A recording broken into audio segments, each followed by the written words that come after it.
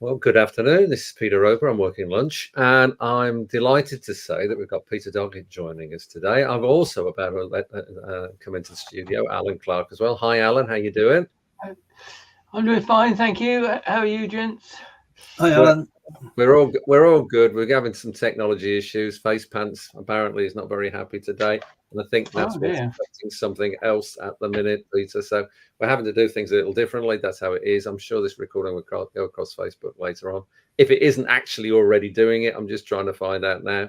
But they are having some tech issues apparently this morning. That's how it goes. It's lovely to see everybody today, and for everybody that is actually watching this on Facebook or LinkedIn.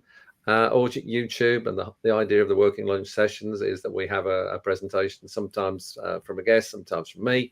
We'll talk a bit about whatever the subject is, and then we'll say goodbye to everybody as far as the live session is concerned, but we'll have a quiet chat together afterwards. That's how this works.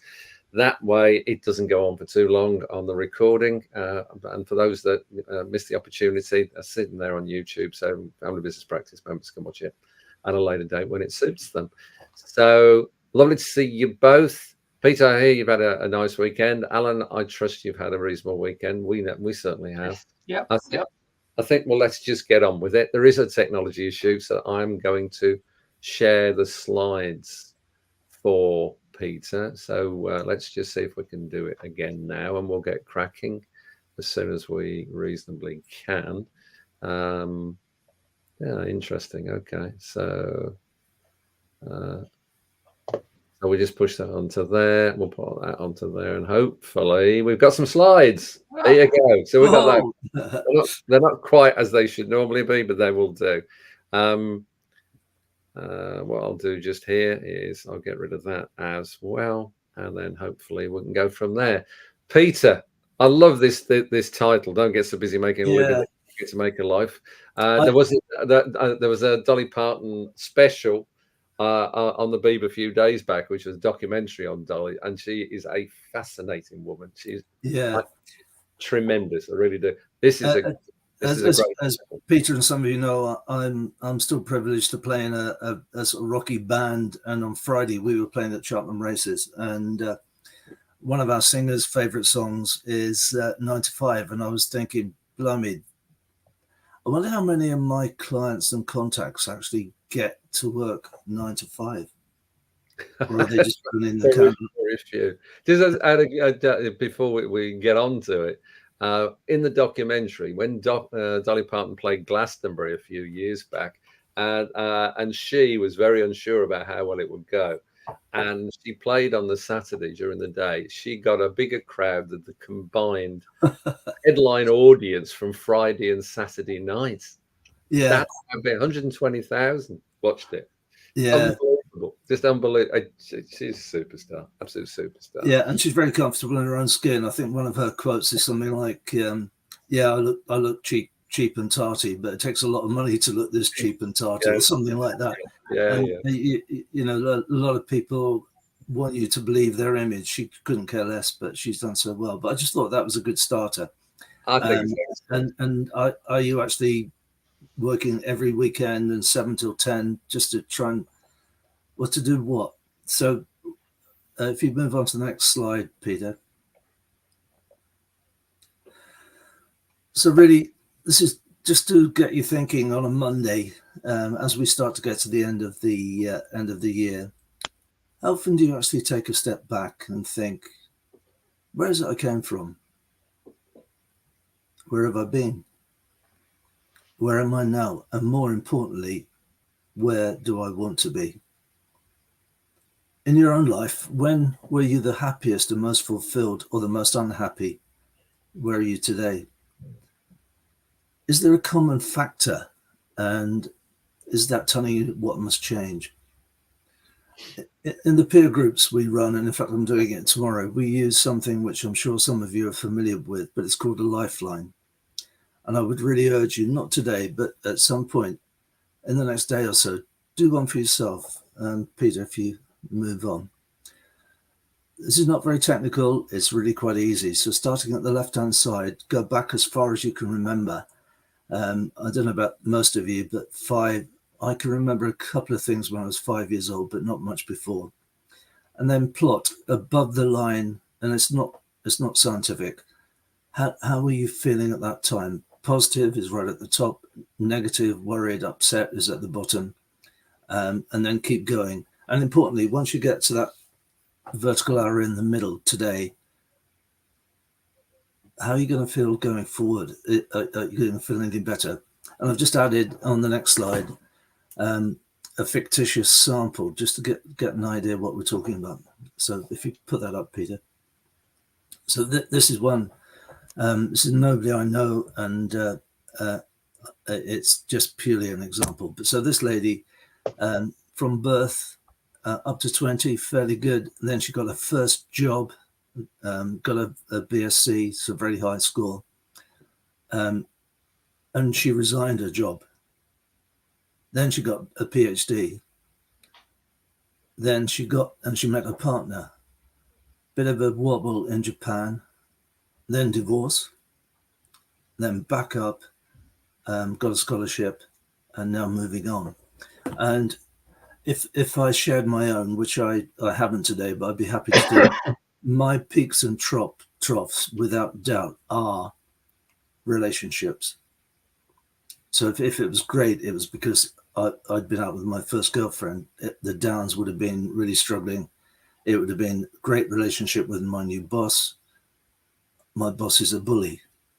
So I know that if I've got an issue, generally it will be relationships. It might be money in my 30s and 40s, but certainly today, if things do go wrong, it will tend to be because of relationship. But I think I can honestly say that my lows these days are nowhere near as they were as I was younger. It tends to be very much more under control. I understand why, and I can deal with it. I've got in Vistage, we have a great speaker who's got a book called Sumo, and he talks about shut up and move on. And one of the great phrases is that, yeah, everybody has a right to wallow, but you're in charge of how long you wallow. So have a good wallow, but then get out of it. Okay, so if we just move on, Peter. So the challenge to you all is you're just busy all the time and just forgetting to make a life. Peter and I have just shared our weekends, and I think we're both lucky that we actually do have a life. We work really hard. We always have done, probably will until the day we die, but there's a lot of other things going on in our life. So on the next slide, I've just had a look at how you can actually monitor this. Please don't check the maths because they probably are a little bit out, but if you think you've got 365 days in the year, of which 108 are weekends, 108 days are weekends, that gives you about 6,000 hours. And then you've got holidays. Let's assume you take 20, you've got a bit of a balance, you sleep. So actually you've probably got about 2768 or 58 hours a week. If your income's 50,000 and you're working every hour, that's £18 a week. An hour. If you were to reduce your hours to 40, your hourly rate goes up, but you can't just do that. It's got to be more efficient. And I know a couple of colleagues who actually use this as their KPI. What's been my hourly rate? Not what am I charging, but what am I actually receiving an income per hour because of my activities? Some will be like £5 an hour. It's a really good measure of just how you're using your time. And obviously it relates to how much you're going to charge, but some people will charge £50 an hour and just haven't got the rates to sustain it. So just move on, Peter. There is only one way to reduce this, reduce your hours, but at the same time, increase your utilization. This is a very common coaching tool, which I'm sure you've used. What are you going to commit to stop doing? Because it's a complete waste of your time. Nobody needs it. Nobody respects it. But actually, you quite enjoy doing it. Those Excel sheets that your PA is brilliant at, but you do them because it's nice. What are you going to start doing? You know you should, but you don't. And there's always a reason why not. Ringing that client. What are the excuses that you give yourself? Well, I can't ring him now. It's a Monday morning. He'll be busy. Oh, it's lunchtime. I can't ring him now. He'll be at lunch. Oh, it's Friday afternoon. He won't take my call. So what are you going to start doing and stop using excuses? Very importantly, what are you going to do more of that you know every time you do it, it gives you results, but for some reason you just don't do it? What should you be doing more of? You don't need hundreds of these, maybe even one thing per month added to those categories. Go back to your lifeline. Are you doing things that make you happy? Are you doing things to keep the wolf from the door? What needs to change? And I think certainly the last one, as I reach maturity, time is slipping away fast. Don't waste it. One of our speakers, a chap called Nigel Risner, suggests that you look at the number of weekends you think you've got left in your life. And as I get into my mid-70s, those numbers are quite worrying. Well, not worrying, but they're challenging. So have a think about what you want to do with your life. It's difficult. In your 20s, you just want to enjoy life. 30s and 40s, children come along. You are spending a lot of money just keeping the mortgage paid. But as you start to get older, so what is it you want in your life? It's never too late to change. And then the last word to Dolly Parton, really, on the last slide. Don't get so busy making a living that you forget to make a life. Dolly Parton. Thank you, Dolly. Okay, I don't know if Peter or Alan would like to add from experience, or how are you doing, Alan? I've just brought the screen back, so let me just do something there. That's great. What do you think, Alan? Hang on, you're on mute.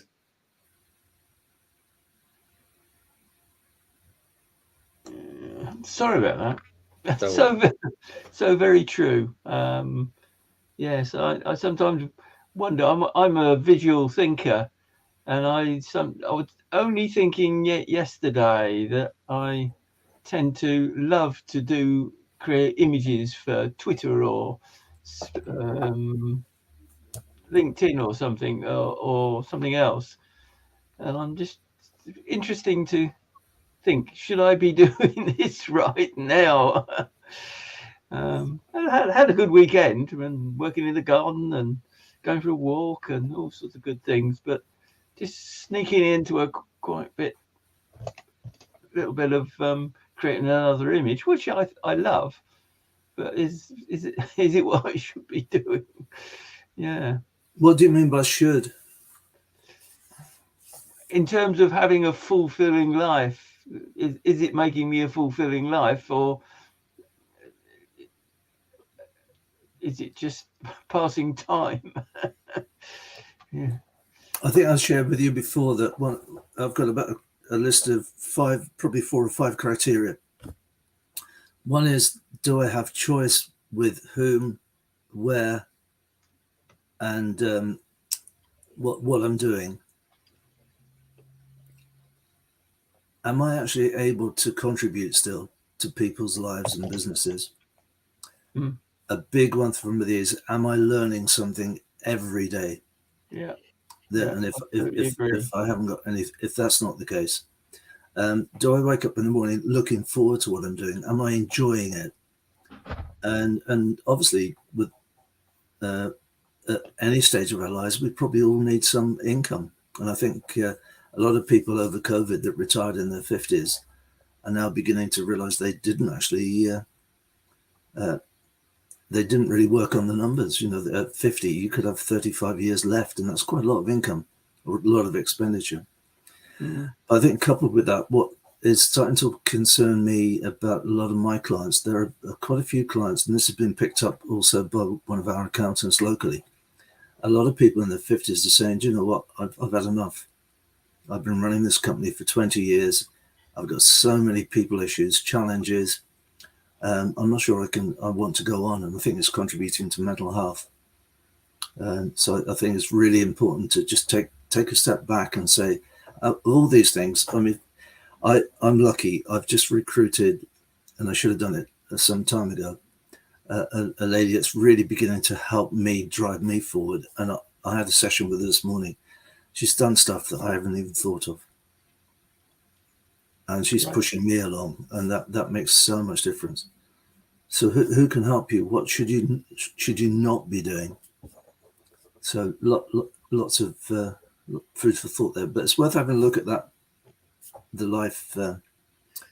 I love the graph. I think everybody drawing that graph, which I've done before. It's a good while since I've done it actually, but so it's a very useful reminder personally, and I'm sure it is for everybody watching at the minute.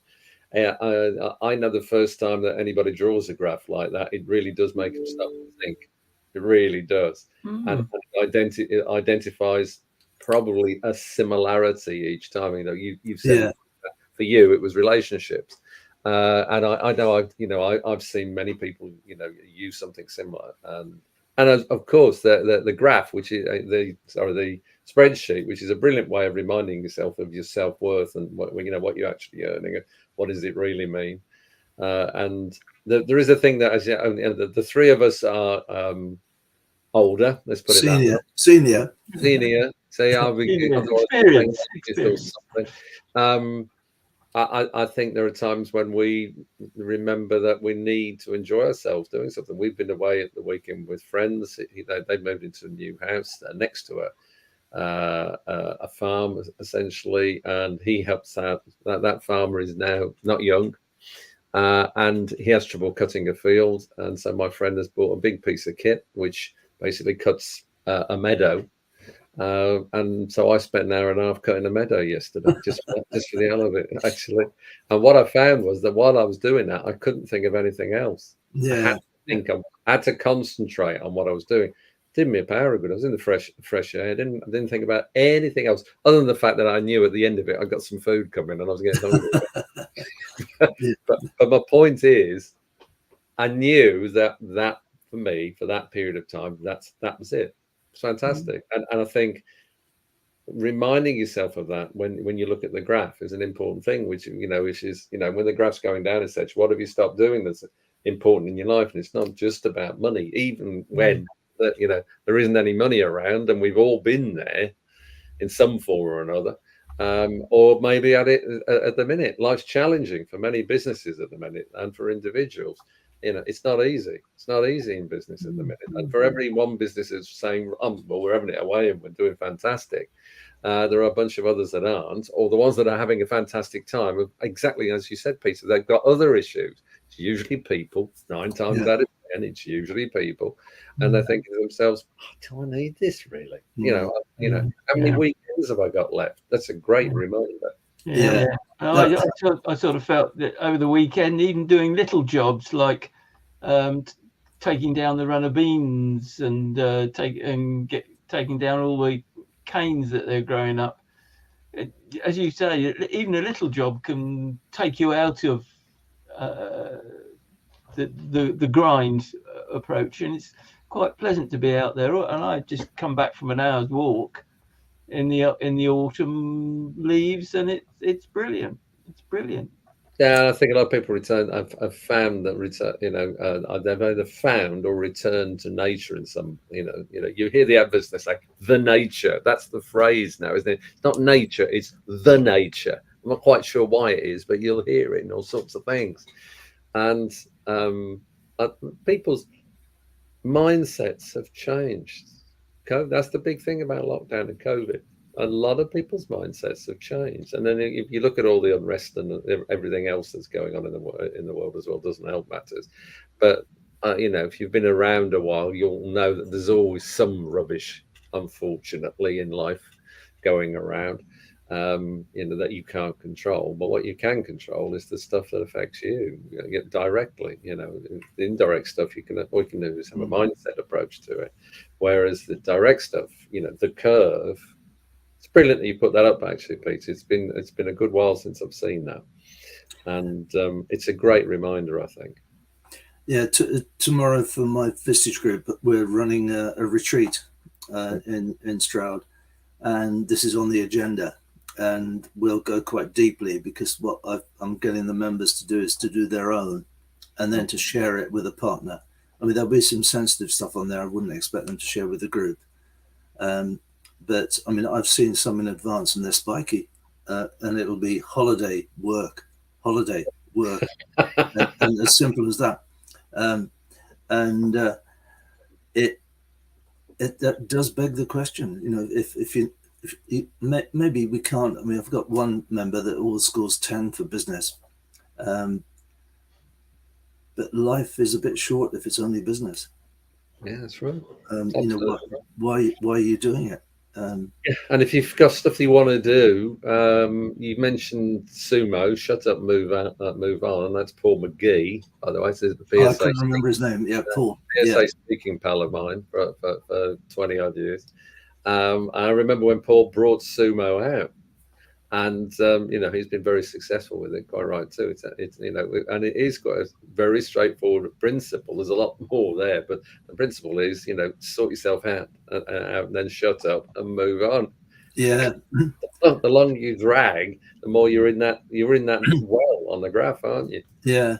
I had people working for me on the shop floor that weren't talking to each other, and they couldn't actually remember why.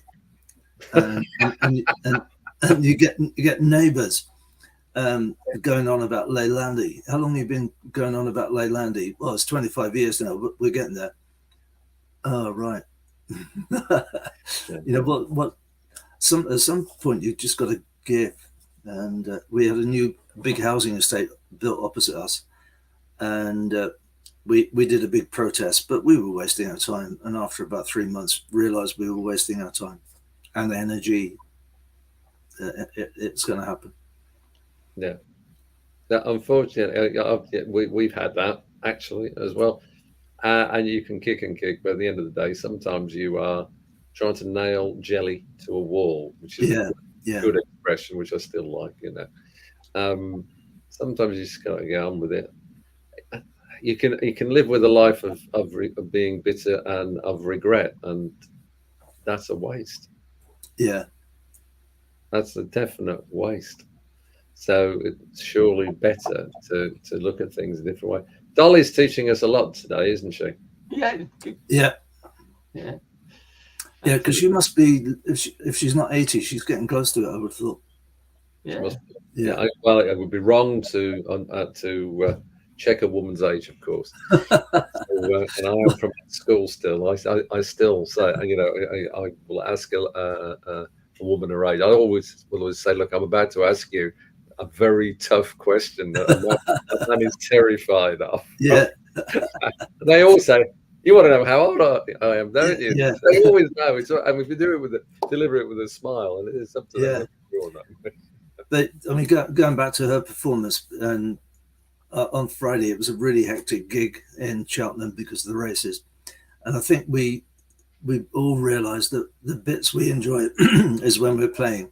The bits we enjoy less and less now is carting all the stuff in, setting it all up, worrying about whether it's going to work, and then at 12 o'clock tonight setting it all up. So that's probably a case in point. If we can find somebody who understands us to say, do you know what, we'll pay you 50 quid, just come and set us up. You need roadies. Yeah. What you need roadies. We used to have sons, but the novelty wore off. Yeah.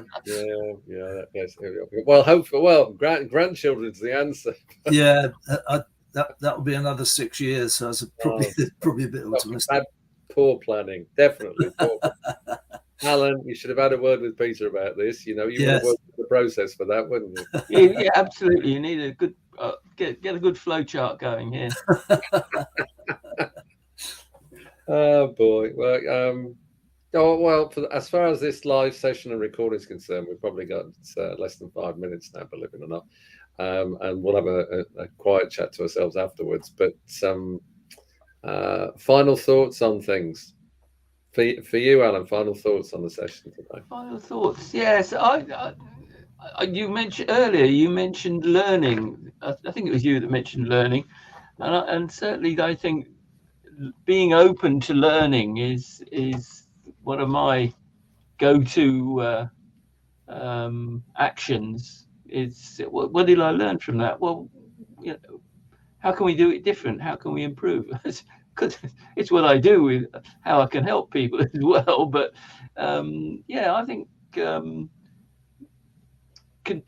reflecting upon what's happening and making the time to reflect about what's happening is a start to getting towards what Peter's been talking about. I think so. I agree. And how about you, Peter? I think the thing about your hourly rate's really important, because there must be a point when you think, do you know what, I could earn this on the tills at Tesco's. Yes. Well, that was running through my mind when I was trundling up and down on this bit of kit, cutting the grass. Yeah. However, and without telling secrets, the kit's 23.5 grand. You've got to earn a lot of 200 quid cutting grass, haven't you, to make it worth your while? Yeah. The only time I get embarrassed is where we're out and somebody says to my wife, "Is Pete still working?" And I can see her face, and she doesn't quite know what to say, and so she just says yes. Well, yeah, I get that more and more these days. But most people then say, "Oh, well, you'll never stop anyway, will you?" No. We're blessed that we enjoy what we're doing. So always helps, and define what you mean by work. Am I working now? I don't know. Yeah, that's the thing. Is this work? No, not really. Pushing the buttons is that work? No, not really. Even when it's clear that Face Pants is having an issue this morning, but anyway, there you go. I think for me, I think the important thing is to remember the wonderful word called balance. I'd love to say that I've got it right in my life all the time. Clearly, I haven't. Sometimes I've been working myself stupid. There'll be other times when I've been put my feet up and thinking I'm gonna have a rest for a bit, when perhaps I should be working harder, and vice versa. Have I spent enough time with my family? Well, there's times when I haven't, and there've been times when I have. And that curve is life, and it's easy to just kind of look at it and go, "Oh, there's my highs, there's my lows, etc." I know what you'll be doing with your people tomorrow, Peter, is that you're going to nail some people where you'll say, "It's your life. Hello, this is your life, literally. So what do you want the rest of that curve to be?" And it can become an incredibly serious conversation, incredibly enlightening conversation. So I know you'll be looking forward to it, and I'm grateful today to quickly share it. If people want to know more and want to talk to you, Peter, what's the easiest way to get hold of them? Peter at peterdoggett.co.uk.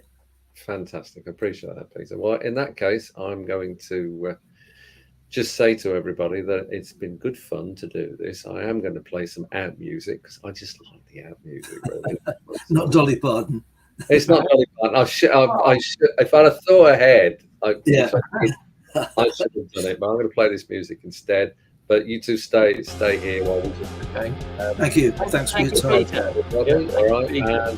Peter, again, thank you for it. It's been terrific.